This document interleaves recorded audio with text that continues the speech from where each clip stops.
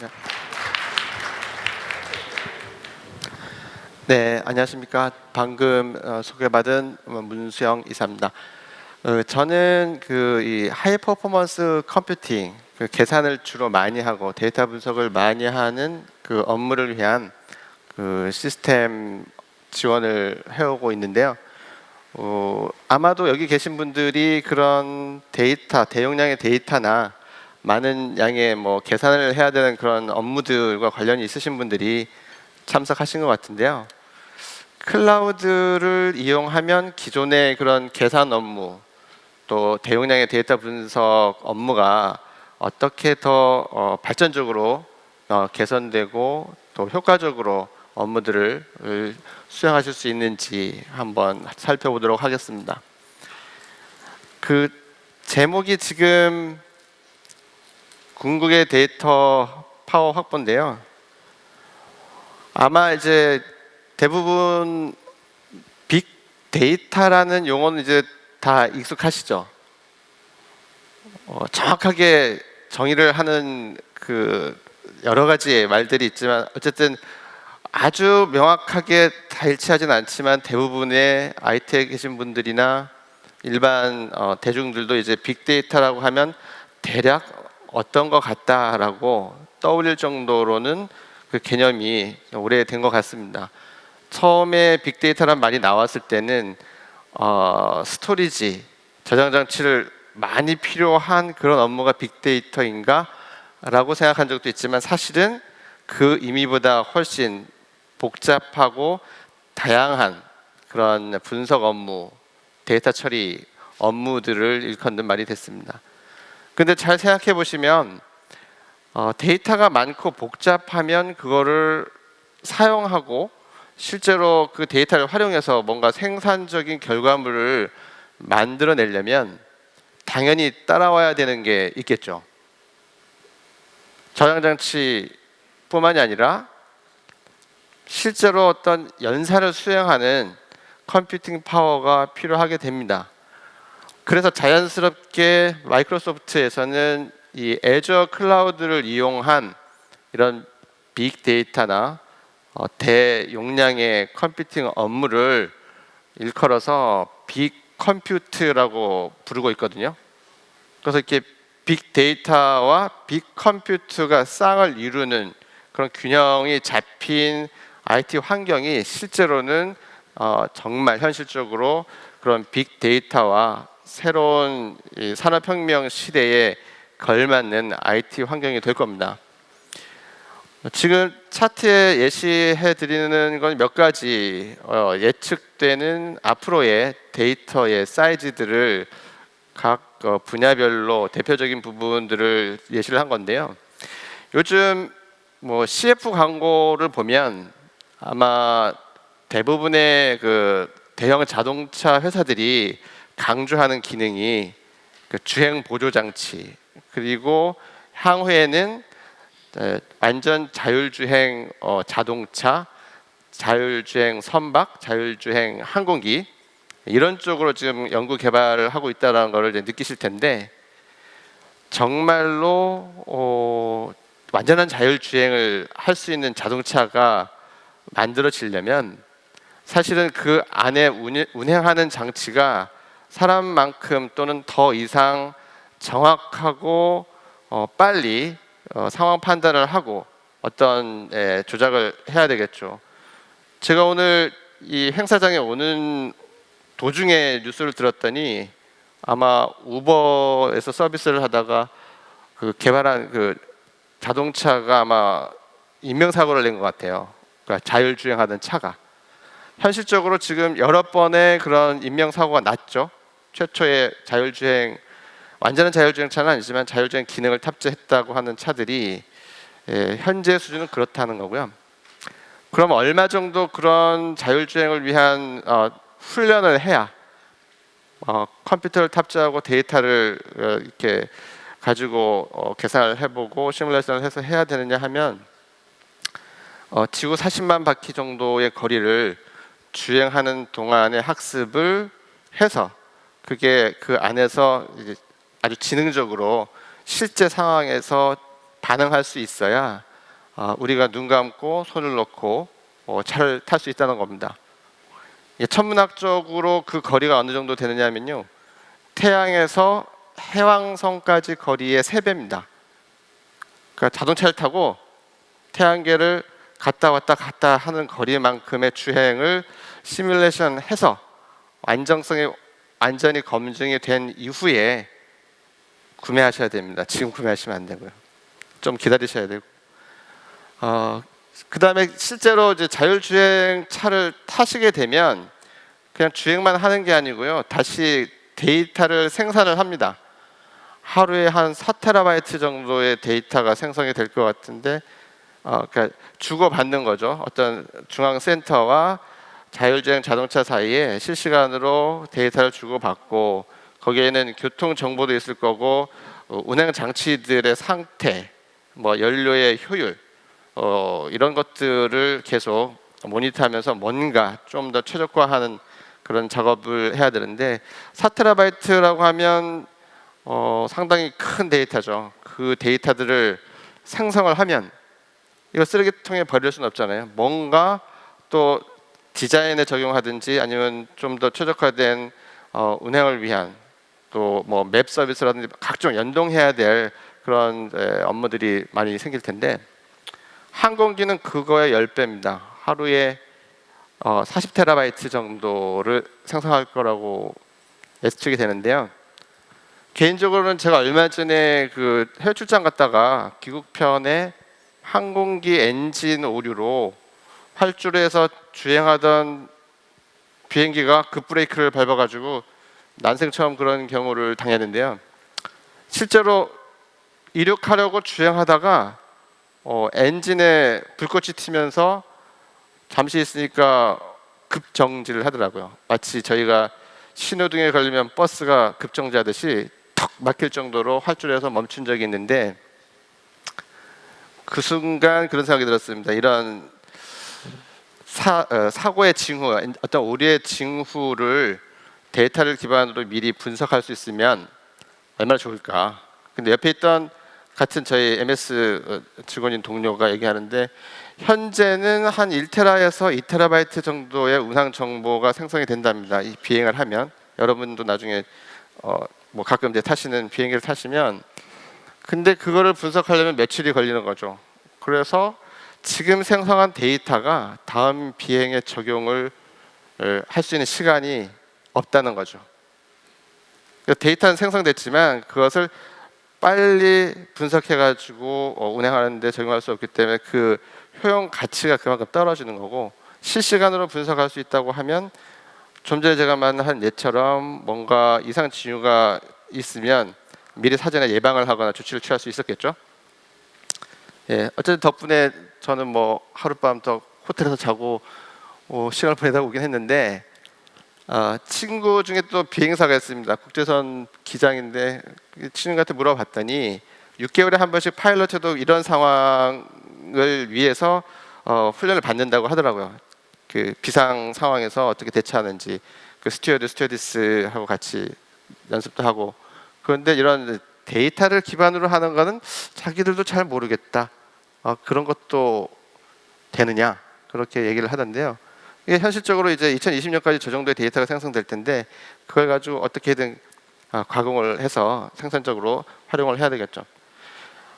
그리고 이제 엔터테인먼트 쪽에는 흔히 즐기시는 뭐 3D 애니메이션 이런 것들도 보통 1시간 반 정도 예상하시면 이 아주 사실감 나는 장면을 만들기 위해서는 아주 많은 그래픽 작업을 컴퓨터를 통해서 해야 되는데요.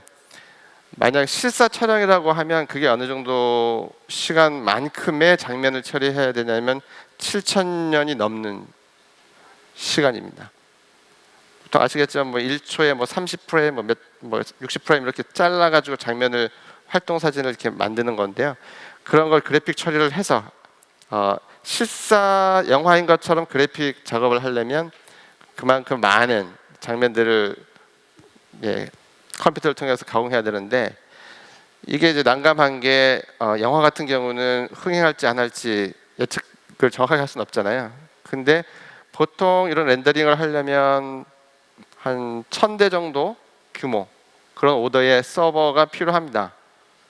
유명한 뭐 그런 애니메이션 영화들이 다 그 정도 규모에서 렌더링을 하는데, 제작 기간은 몇 년이 걸리더라도 이런 렌더링을 통해서 마지막 마무리 작업을 하는 거는 수개월 정도 기간이거든요. 한 3개월, 6개월, 몇 년에 걸쳐서 기획하고 촬영을 하더라도 실제 그런 컴퓨터를 쓰는 작업은 몇 개월이 안 되는데, 흥행할지 안 할지를 모르는데 그거를 렌더링하기 위해서 시스템 구매하는 거는 아주 큰 부담이죠. 과거에는 그렇게 한 적도 있고, 또 그런 렌더링을 위한 팜을 구성해 놓고서 서비스를 하는 비즈니스 모델도 이미 10여 년 정도 전에부터 제공이 되고 있습니다.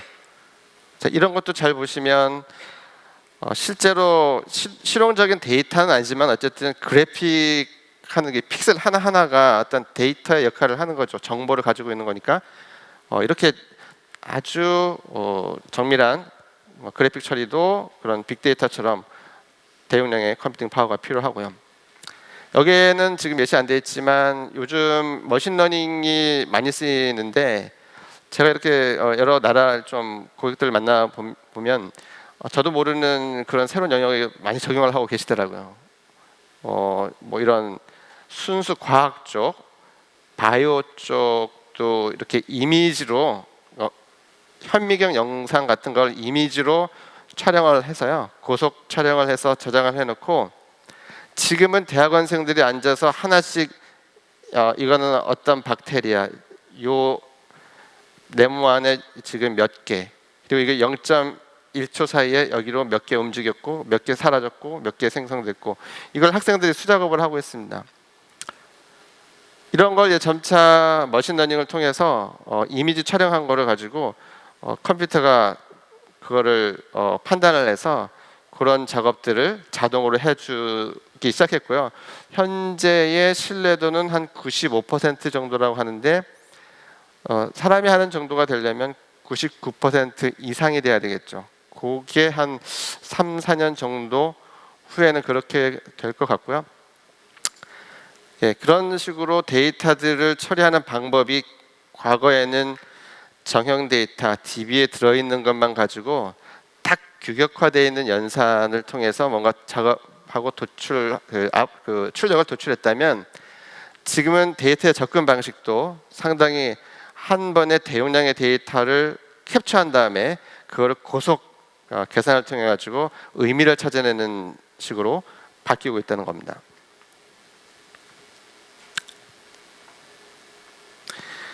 그럼 현장에서 지금 실제 연구 업무나 분석 업무, 개발 업무를 하시는 분들의 컴퓨팅 환경이 어떤가?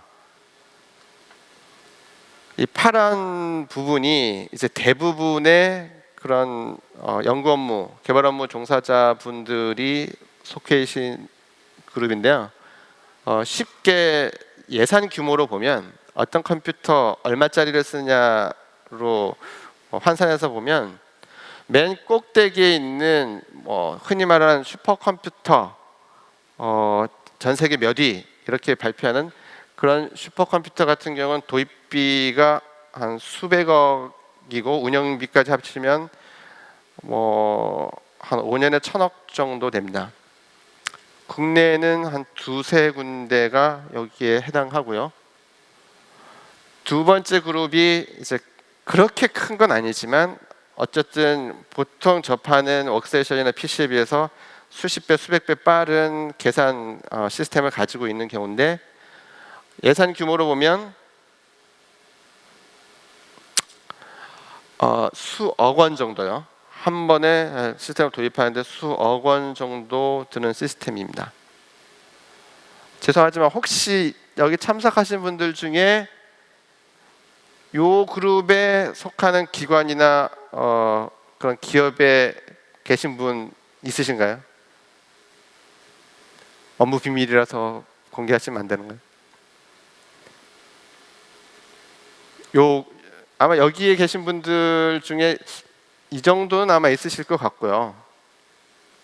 구체적으로 기술적인 걸 모르셔도 우리 회사에서 우리 기관에서 이 정도 어디에 뭐 도입한다더라 해서 그 정도 아실 텐데, 여기에 해당되는 분들은 안 여쭤보겠습니다. 그냥 저는 개인적으로 여기에 속했었습니다.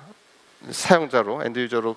지금은 이제 그런 분들을 지원하고 있는데, 그럼 이게 무슨 의미가 있느냐면, 만약에 이렇게 바뀐다면요, 컴퓨팅 파워의 한계, 예산의 한계 때문에 그 위에 상위권에 있는 특수한 그룹, 소규모의 그룹에 있지 못했던 그런 업무 종사자들도 그런 걸 만약 확보하게 된다면 과연 뭐가 달라질까?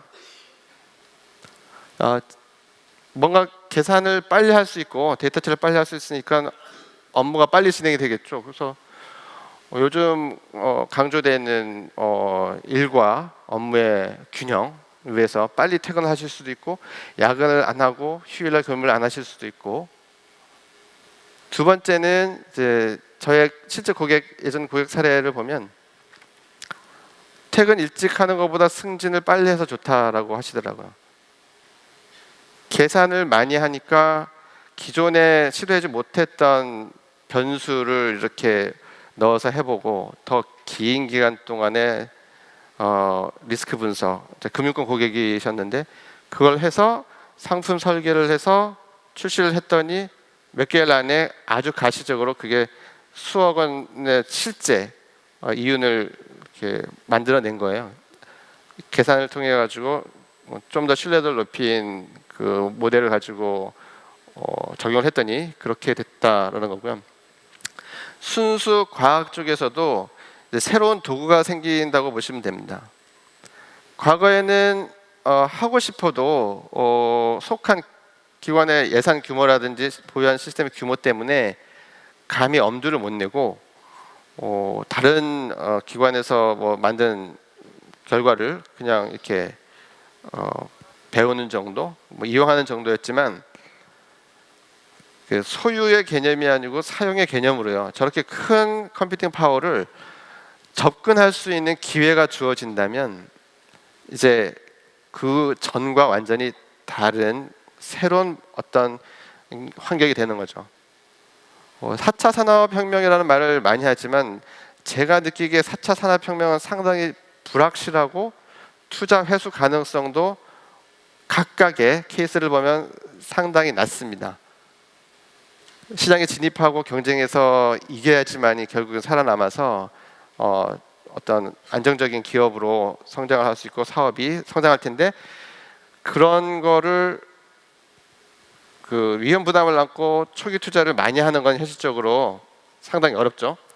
그런데도 어떤 연구 개발을 하려면 뭔가 분석을 해야 되겠다는 거죠. 새로 생성되는 데이터를 가지고 연구를 해야 되는데, 그래서 그 필요한 컴퓨팅 파워가 한 100배 정도 늘어나서 지금 있는 것보다 100배 정도의 컴퓨팅 파워가 제공이 된다면 뭘 하실 수 있을까요? 뭐 퇴근을 100배 빨리 할 수는 없겠죠. 100배 많은 시도를 해볼 수 있습니다. 근데 이 의미는 100배 큰 시스템을 가져야 된다는 의미는 아니고요, 접근할 수 있다는 거죠. 접근. 그래서 저는 클라우드를 어떤 크기나 용량의 개념으로 보지 말고 연결의 개념으로 보면, 그러니까 좀 시각이 다른 분들하고 다를지 모르겠지만 연결하는 가상의 케이블을 연결하는 그런 어떤 새로운 도구라고 본다면, 마치 도깨비 방망이처럼 아무거나 클라우드 안에서 다 할 수가 있거든요. 100배가 큰 시스템이 우리 기업에, 우리 기관에 없지만 접근을 해서 어쨌든 계산을 할 수 있다면, 그렇지 못했을 때 시도하지 않았던 많은 일들을 할 수 있습니다. 더 오랜 시간 동안 모사를 해서 더 많은 정보를 생성할 수도 있고, 변수를 더 집어넣어서 더 복잡한 것들을 해볼 수가 있고, 그래서 그 시뮬레이션이나 이런 계산 작업을 통해서 과거에 불가능했던 새로운 결과를 뭔가 또는 어떤 힌트를 얻어내는 거죠. 그걸 실제 그 분야에서 새로 접목을 해서 가공을 해가지고 뭔가 제품을 만드시거나 아니면 어떤 연구의 방법론에 적용하시면 기존에 없던 이런 도구가 없었으면 불가능했던 뭔가를 더 하실 수 있다는 겁니다.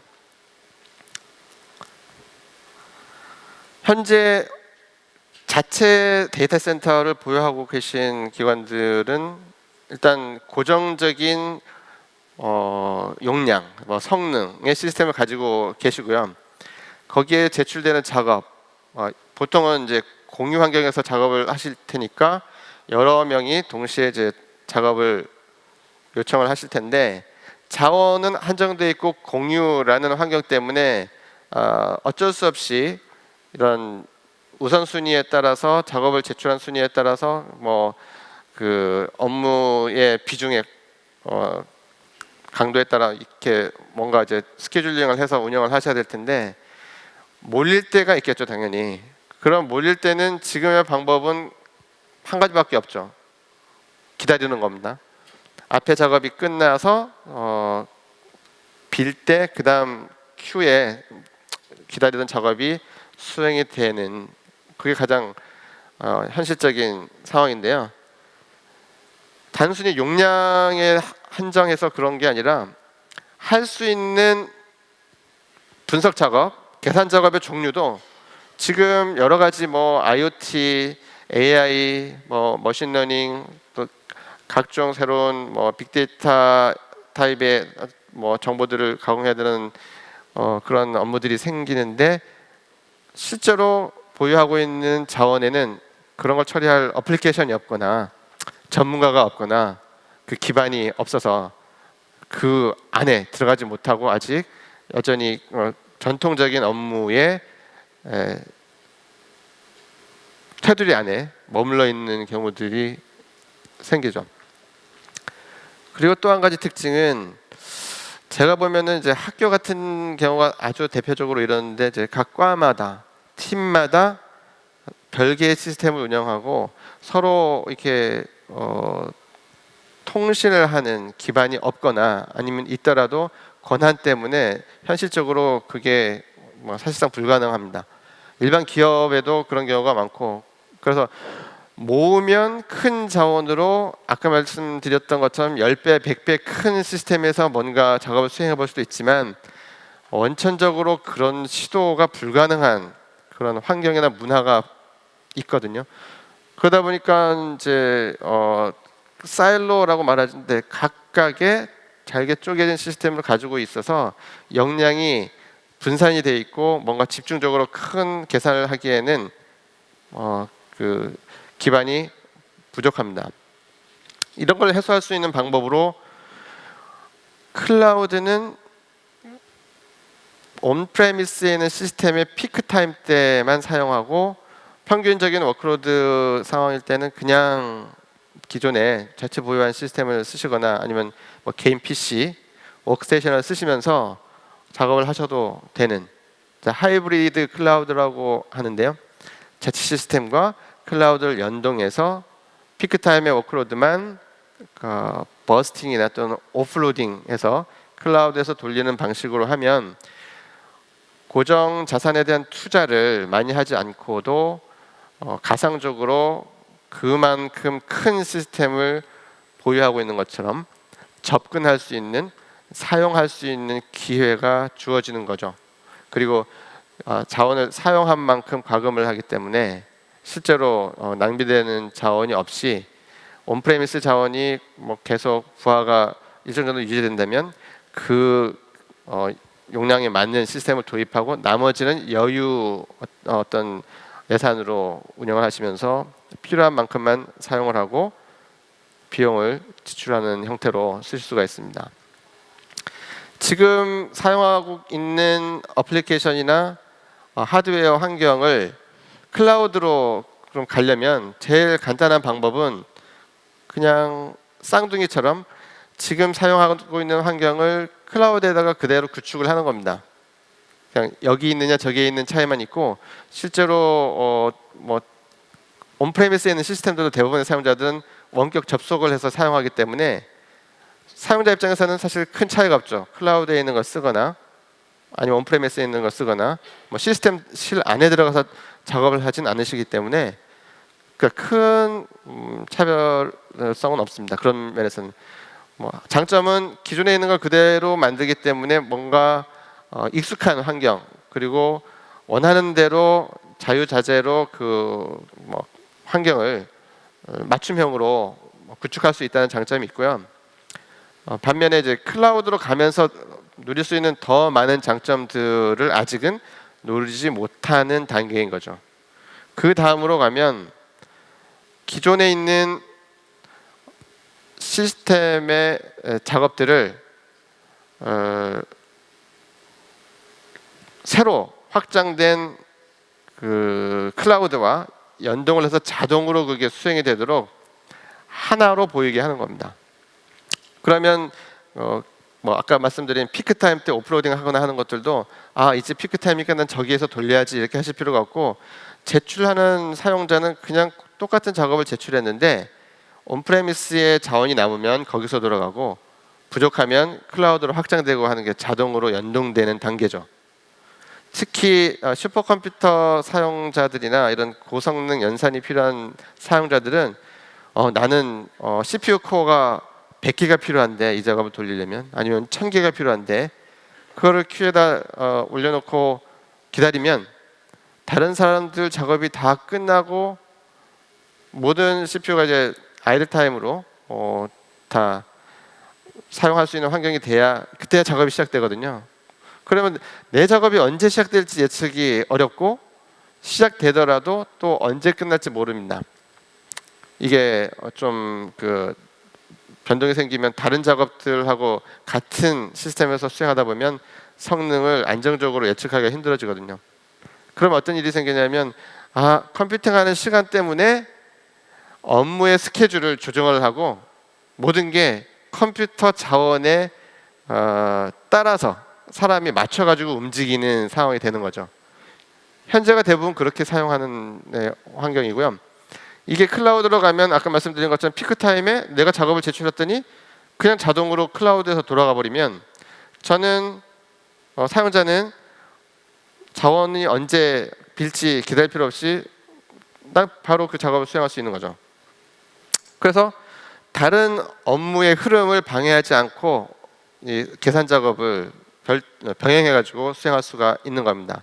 이게 왜 또 중요하냐면 협업하는 환경일 경우는 내가 수행한 작업이 끝날 때까지 기다리고 작업 큐에 올라갈 때까지 기다리고 하면서 다른 협업하는 관계에 있는 사람들하고 자꾸 일정 조정을 해야 되는데 그럴 필요 없이 사람끼리 할 수 있는 일은 진행을 하면서 기계가 할 일을 병행해서 자동으로 수행될 수 있도록 관리가 가능하다는 차이가 생기는 거죠.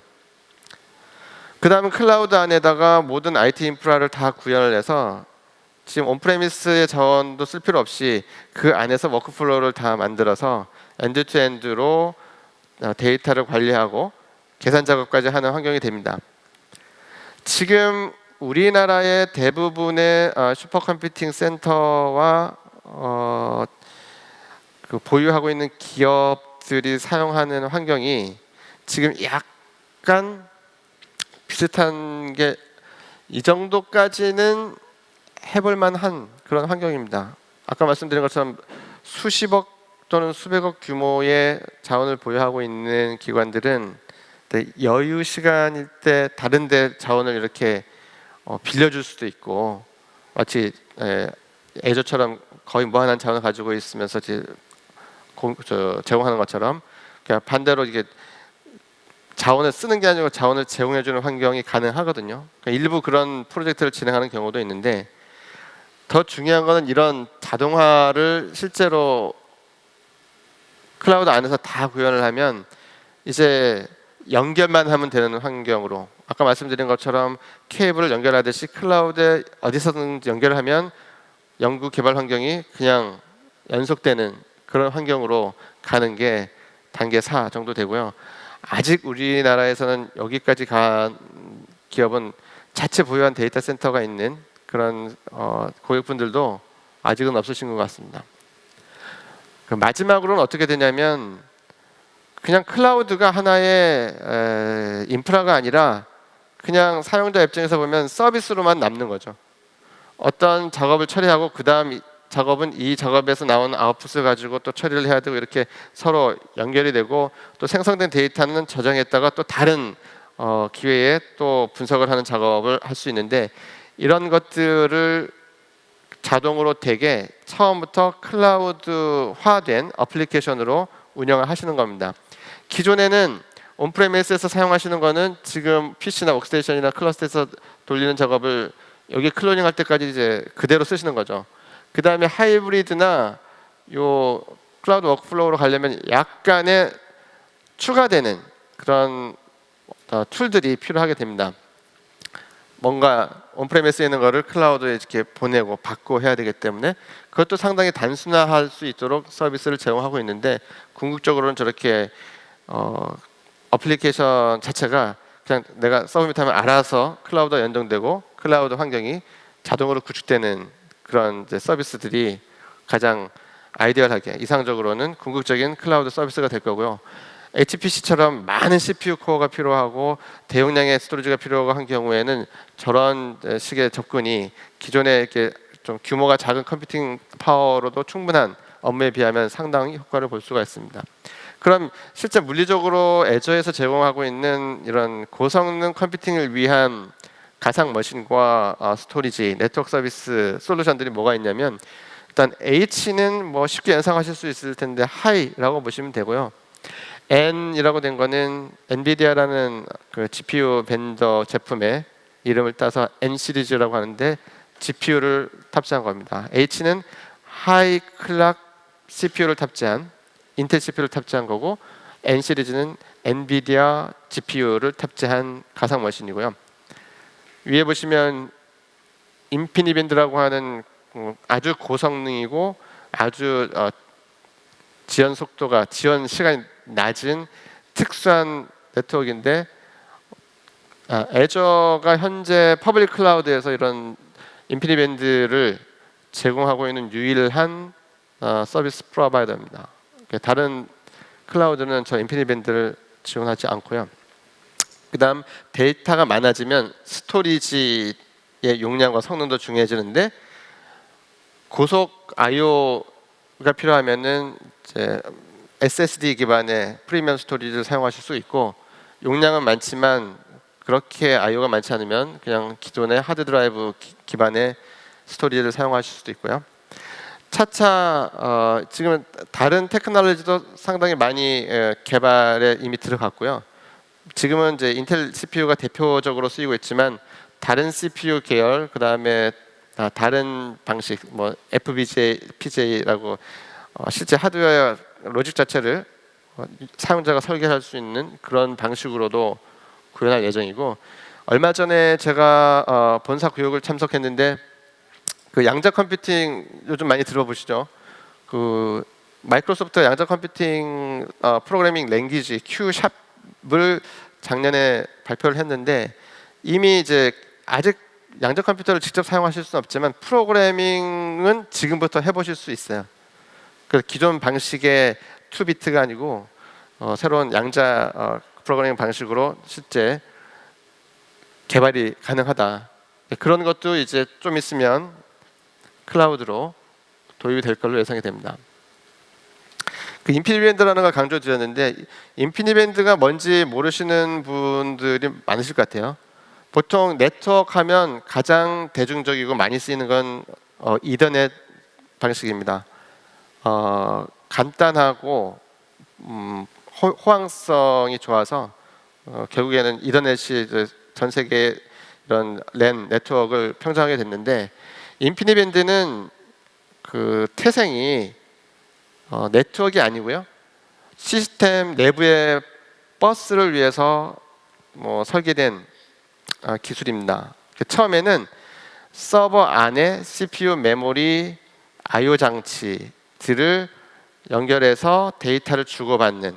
그러니까 CPU는 엄청 빠르고 디스크는 엄청 느린데 그 사이에서 지연 시간을 줄이고 데이터 전송 대역폭을 높이기 위한 시스템 버스 기술로 개발이 됐는데, 슈퍼컴퓨터를 만드는 벤더들과 엔지니어들이 고민 끝에 이거를 밖으로 끄집어내면은 어떨까 해서 시스템 버스를 만드는 기술을 시스템 밖으로 끄집어내서 시스템과 시스템을 연결하는 용도로 전용을 했습니다. 현재는 그래서 시스템 버스로도 사용되고 있고 슈퍼컴퓨터용 외부 네트워크를 연결하는 특수 목적의 네트워크로 쓰이는데, 그 이더넷 같은 경우는 속도는 그 숫자로 표시가 되죠. 1기가빗, 10기가빗. 인피니밴드는 SDR, DDR, QDR, FDR, EDR 이런 식으로 그 헥사 넘버를 그 앞에 접두타로 써가지고 표시를 하는데, 현재 애저에서는 56GBps 인피니밴드가 지원이 됩니다. 아까 말씀드린 대로 애저에서만 됩니다. 다른 벤더는 그런 네트워크 지원하지 않고요. 속도가 10G면은 10GB이기 때문에 그거의 5배 이상 높은 거죠. 더 중요한 거는 많은 그 계산을 병렬로 처리할 때는 속도도 중요하지만 지연 시간도 상당히 중요합니다. 이렇게 사람들이 많이 모여가지고 회의를 하면 서로 간에 의사소통하는 게 점점 힘들어지죠.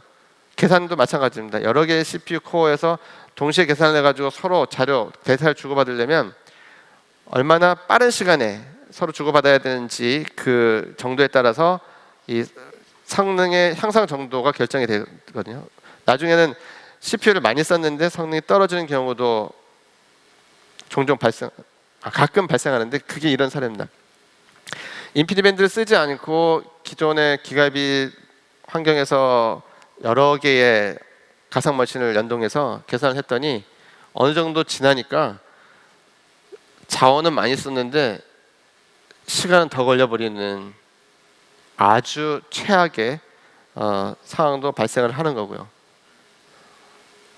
이 밑에 곡선은 이제 인피니밴드를 썼을 때 그 성능, 그 속도, 시간입니다. 그래서 이게 낮으면 낮을수록 좋은 건데, 이 차트는 애저에서 아주 오래전부터 실제 테스트한 걸 근거로 여러 번 보여드렸는데, 기가빗과 이 인피니밴드의 성능 차이는 저 로드맵에서 보시듯이 5배, 10배, 20배 이상 더 월등히 높다라는 것을 강조를 드리고요. 애저에는 사실상 베어메탈 서비스는 없습니다. 모두 하이퍼V 가상 머신 위에서 제공이 되는데, 작년에 아주 중요한 사건이 발생했죠. 중요한 기점이 됐는데, 전 세계적으로 슈퍼컴퓨터를 대중화시키고 현재에도 슈퍼컴퓨터 기술에서는 가장 앞서 있다고 평가받고 있는 크레이사와 마이크로소프트가 서로 협력하기로 얼라이언스를 맺고 크레인 애저라는 이름으로 이제 오퍼링을 제공하게 됐습니다. 이거는 베어메탈 서비스처럼 크레이의 슈퍼컴퓨터를 애저 데이터 센터에 설치해서 운영을 하고 그 원래 성능 그대로를 그냥 사용하실 수 있는 거고요. 크레이를 선호하는 고객들은 어떤 특징이 있느냐면, 일단 안정성은 보장이 돼야 되고 성능이 월등히 높고 그게 유지가 돼야 됩니다. 이렇게 변동하면 안 되고 예측이 가능해야 되고, 대표적으로 우리나라에는 일기예보를 담당하고 있는 기상청이 이 크레이사 시스템을 쓰고 있는데, 하루에 예를 들어 4번 정해진 시간 안에 데이터가 생성이 돼야 그 전문가들이 분석을 해서 실시간으로 어떤 예보 작업을 하죠.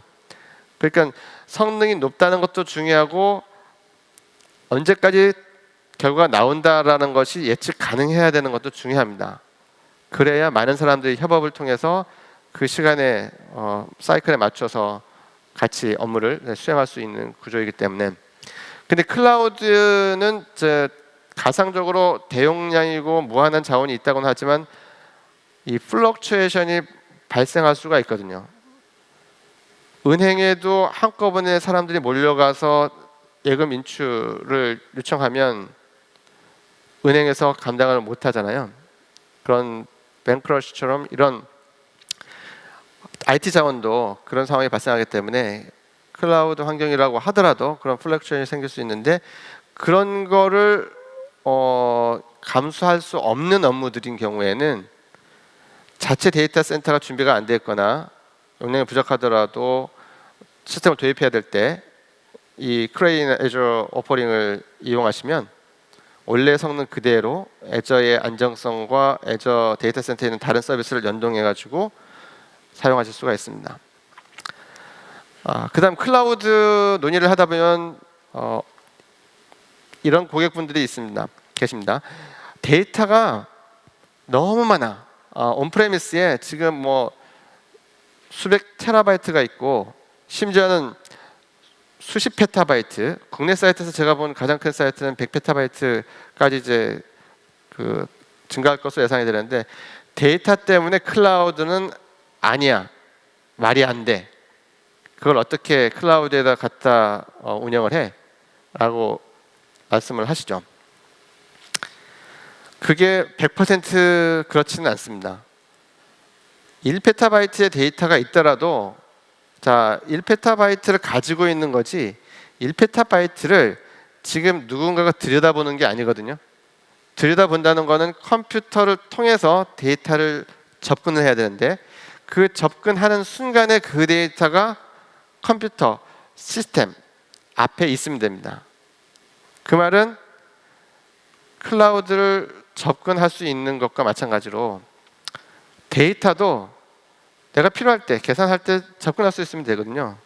쉽게 말씀드려서 이걸 어떻게 가능하게 하느냐 하면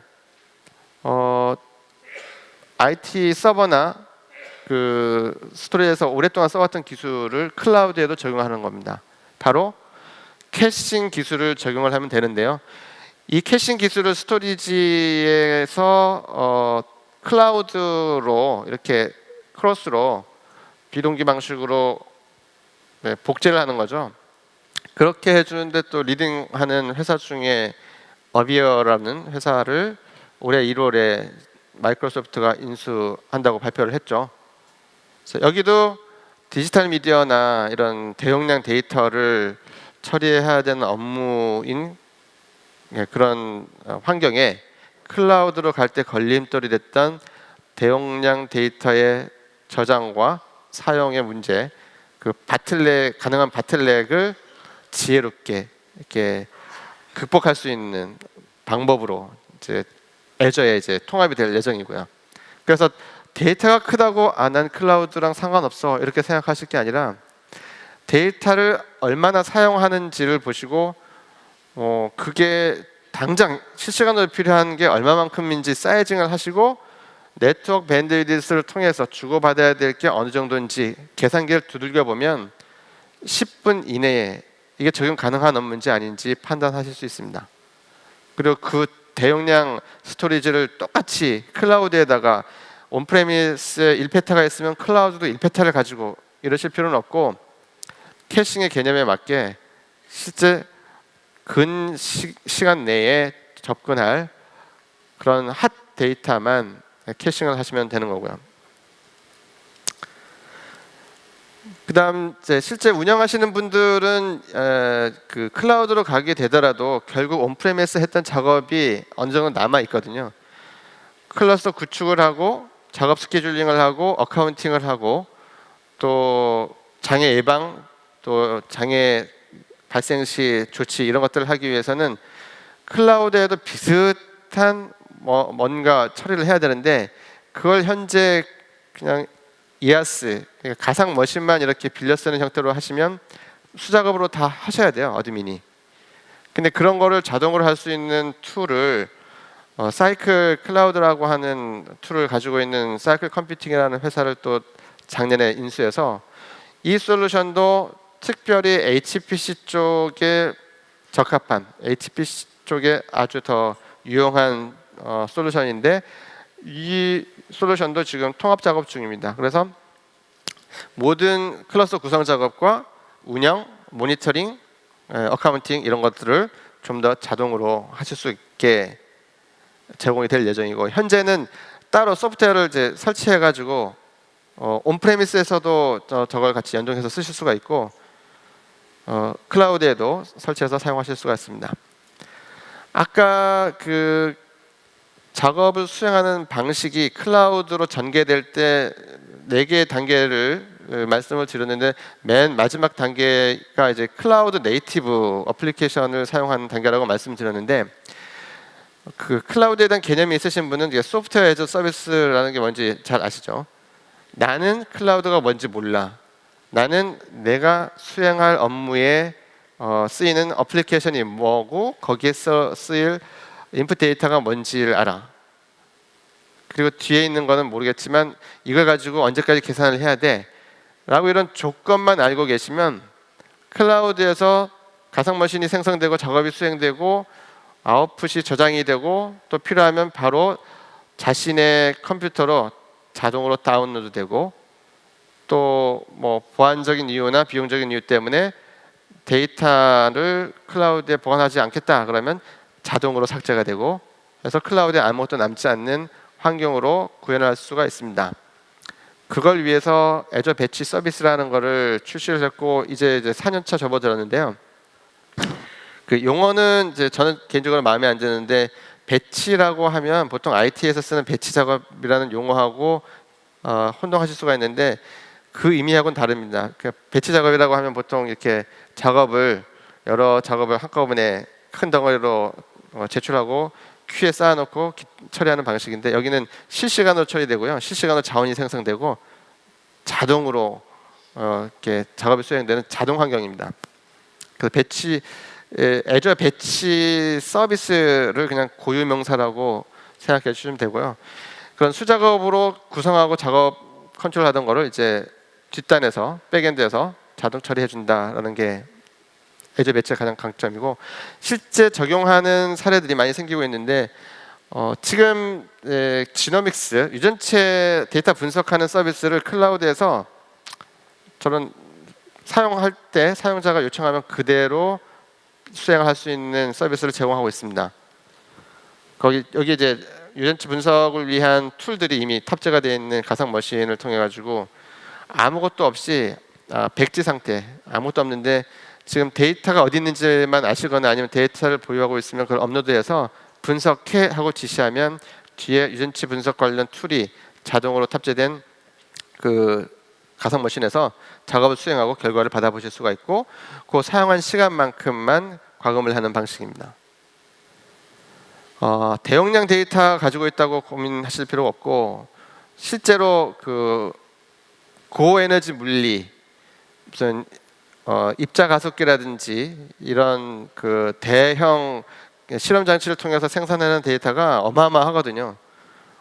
보통 페타급 데이터들이 생성이 되고 그거를 전 세계로 공유해서 연구자들이 같이 협업을 하고 있는데, 이것도 계속 늘어나니까 스토리지를 얼마나 많이 보유해야 될지 감당이 안 되고 해서 마이크로소프트와 같이 실제로 그 하이에너지 피직스 연구를 클라우드에서 구현하는 것을 실현한 사례입니다.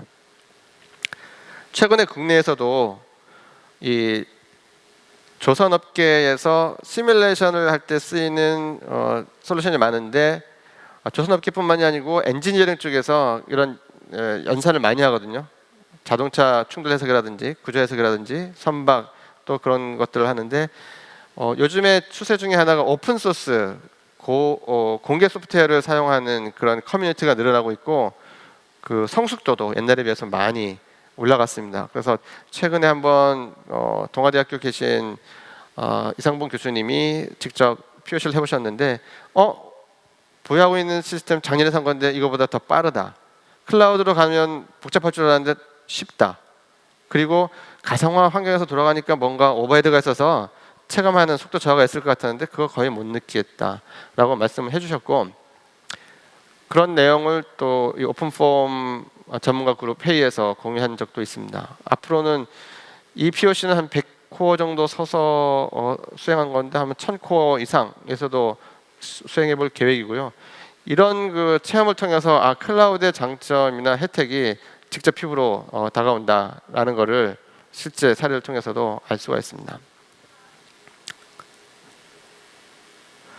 예, 시간이 다 돼서 뭐 서머리를 하자면 클라우드를 저는 인프라나 이런 어떤 용량의 개념으로 보지 않고 연결하는 케이블을 연결하듯이 이제 어디에 있든지 무한한 서비스를 연결하는 그런 도구라고 생각을 합니다.